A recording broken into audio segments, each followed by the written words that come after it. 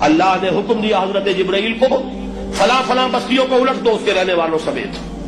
قال فقال، حضور نے فرمایا اس پر حضرت جبرائیل نے عرض کیا بارگاہ خداوندی میں، ان فیہا عبدک فلانا لم یعصک طرفۃ عین. پروردگار اس بستی کو الٹ دوں، اس میں تو تیرا فلاں بندہ بھی ہے جس نے کبھی پلک جھپکنے جتنی دیر بھی معصیت میں بسر نہیں کی. اب آپ اندازہ کیجئے، یہ جو ہے نا اپنے آپ کو رگڑنا اور مانجنا اور پوری زندگی رگڑنے میں اور مانجنے میں لگا دینا.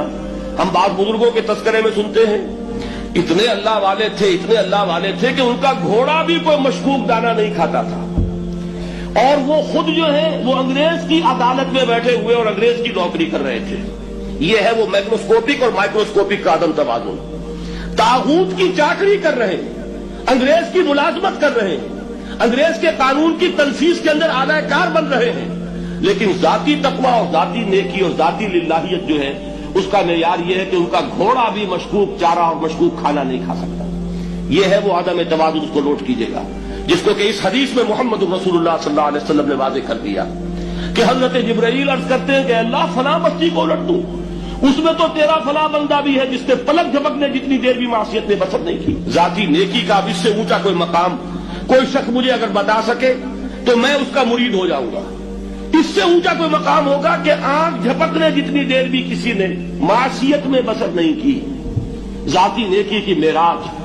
لیکن حکم کیا ہوا بارگاہ خداوندی سے؟ قال فقال، حضور نے فرمایا اللہ تعالیٰ نے حکم دیا جبرائیل کو اقلب علیہ وعلیہ، الٹو اس بستی کو، پہلے اس بدبخت پر پھر دوسروں پر. کیوں؟ فإن وجهه لم يتمعر في ساعة قط، اس لیے کہ اس کا چہرہ کبھی میری غیرت میں سرخ نہیں ہوا، اس چہرے کا رنگ نہیں بدلا. بے غیرت انسان، بدیاں پھیلتی رہیں، میرے دین کو روندا جاتا رہا، میری شریعت کی دھجیاں بگڑتی رہیں، عوامر کا مذاق اڑایا جاتا رہا. نواہی کے لیے دنیا کے اندر جن چیزوں سے میں نے روکا اس کے لیے فلسفے تراشے گئے، اور یہ لگا رہا مست رکھو ذکر و فکر صبح گاہی میں اسے. یہ سوائے ذاتی اپنے اس اصلاح کے اور ذاتی تقویٰ کے اور ذاتی نیکی کے اور ذاتی عبادت گزاری کے یہ میدان میں نہیں آیا، اس کا خون نہیں کھولا کبھی، اس کے چہرے کا رنگ متغیر نہیں ہوا، لہذا یہ دوہرا مجرم ہے.